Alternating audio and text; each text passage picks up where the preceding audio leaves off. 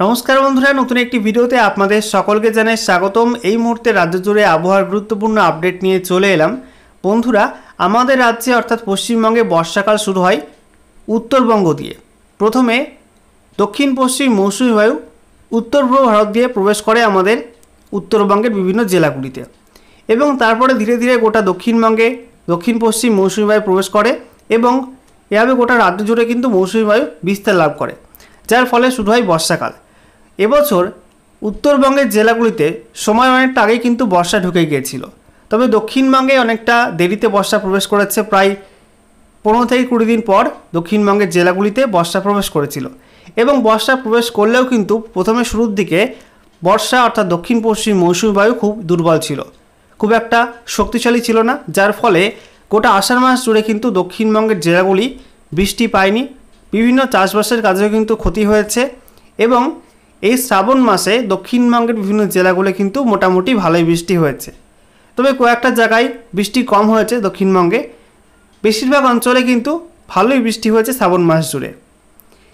দক্ষিণবঙ্গের যে বৃষ্টি সেটা কিন্তু মূলত নির্ভর করে বঙ্গোপসাগরের ওপর, কারণ বঙ্গোপসাগরে একের পর এক ঘূর্ণাবর্ত তৈরি হবে এবং সেটা ঘনীভূত হয়ে নিম্নচাপে পরিণত হবে।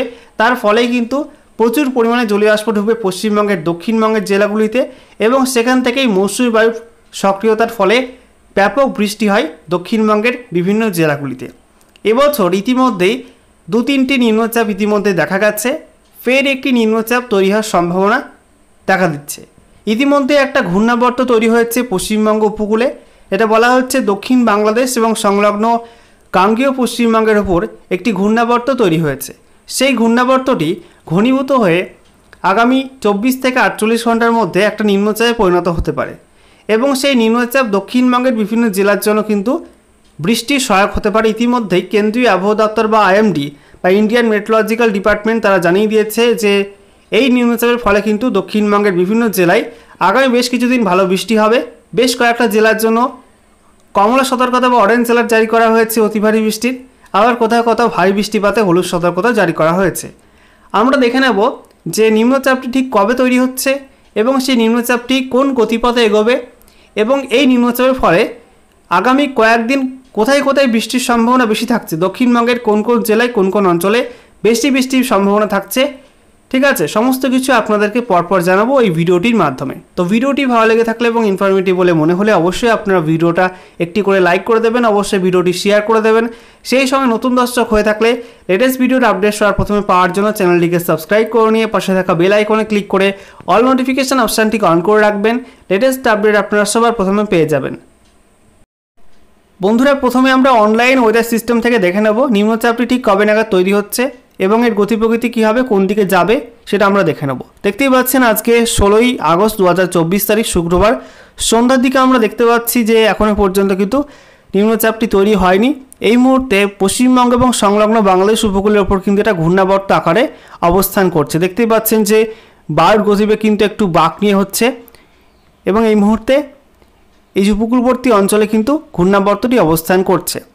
আর এরপরে দেখুন আজকে রাতের দিকে আরও একটু ঘনীভূত হবে এবং ভোরের দিকে অর্থাৎ আগামীকাল ভোর শনিবার 17ই আগস্ট 2024 তারিখ ভোর 4টার দিকে কিন্তু এটা লো প্রেশার এরিয়া অর্থাৎ নিম্নচাপে পরিণত হচ্ছে। দেখতেই পাচ্ছেন লো প্রেশার এরিয়াতে পরিণত হচ্ছে এবং এর এরিয়া হচ্ছে পশ্চিমবঙ্গ, বাংলাদেশ এবং সেই সঙ্গে ঝাড়খণ্ডের কিছু অংশ এবং উড়িষ্যার কিছু অংশ এবং উত্তর বঙ্গোপসাগর এই অঞ্চল জুড়ে কিন্তু এটা তৈরি হচ্ছে।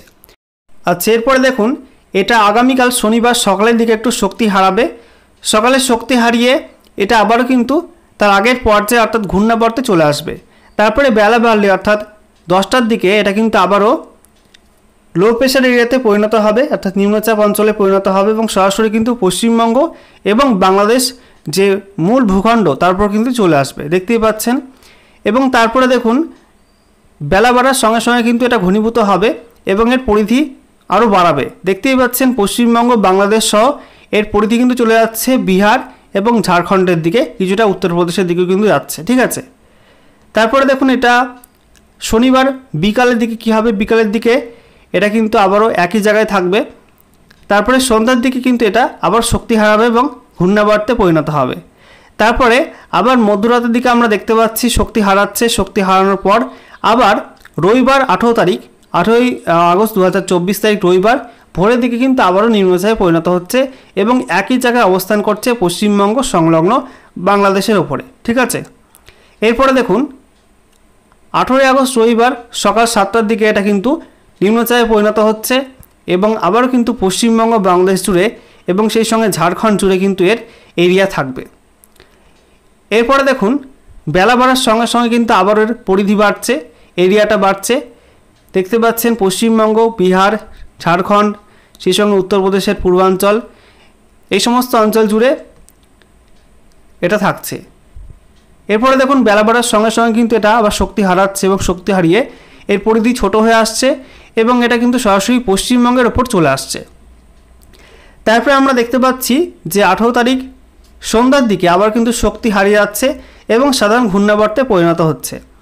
এরপরে দেখুন সোমবার 19 আগস্ট 2024 তারিখ কিন্তু আবারও এটা শক্তি বাড়াচ্ছে, শক্তি বাড়িয়ে আবার কিন্তু নিম্নচাপ অঞ্চলে পরিণত হচ্ছে। অর্থাৎ আপনারা বুঝতেই পারছেন যে আগামী 3 থেকে 4 দিন এই সিস্টেমটা পশ্চিমবঙ্গ এবং সংলগ্ন বাংলাদেশের ওপরে কিন্তু অবস্থান করবে।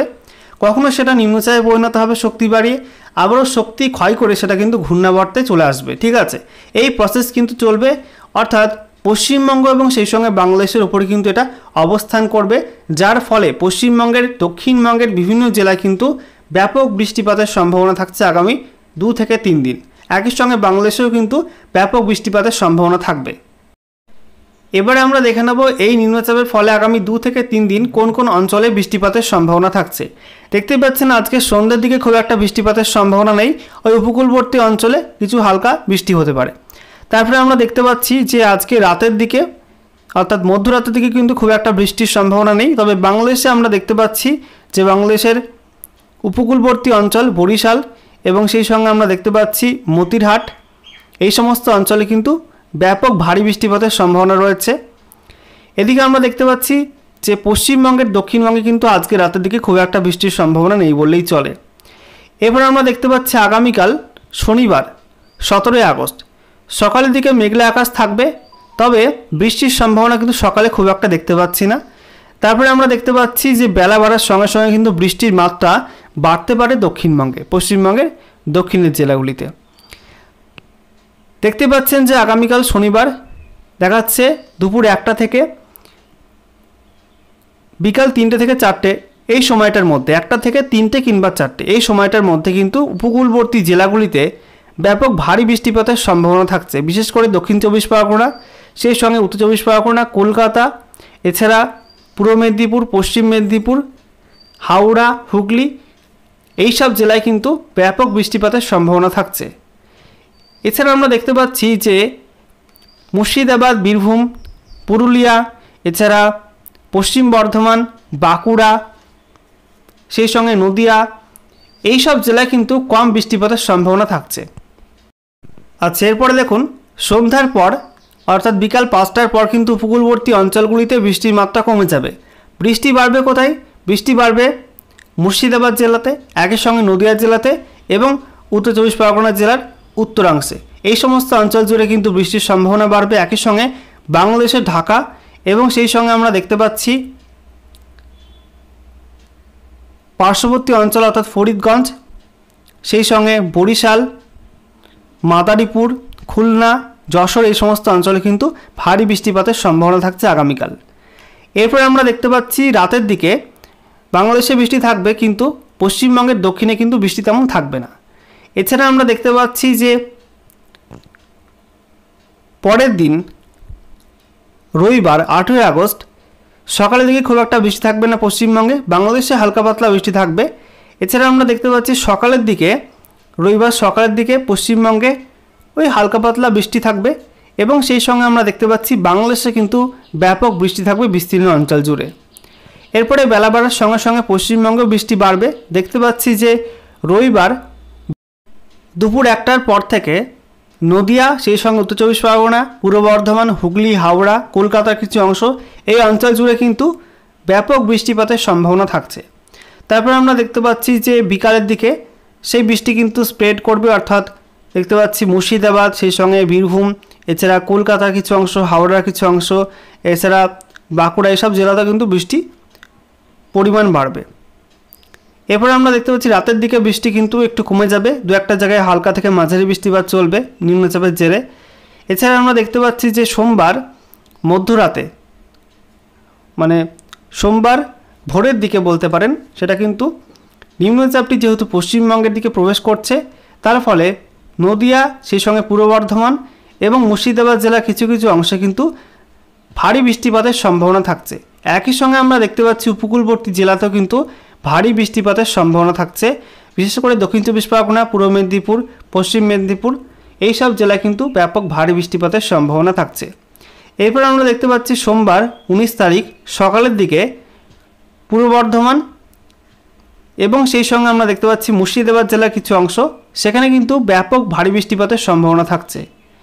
এরপরে আমরা দেখতে পাচ্ছি যে 19 তারিখ দুপুরে গোটা রাজ্য জুড়ে অর্থাৎ গোটা পশ্চিমবঙ্গের দক্ষিণের জেলাগুলি জুড়ে কিন্তু ব্যাপক ভারী বৃষ্টিপাতের সম্ভাবনা থাকছে। নেক্সট আমরা দেখতে পাচ্ছি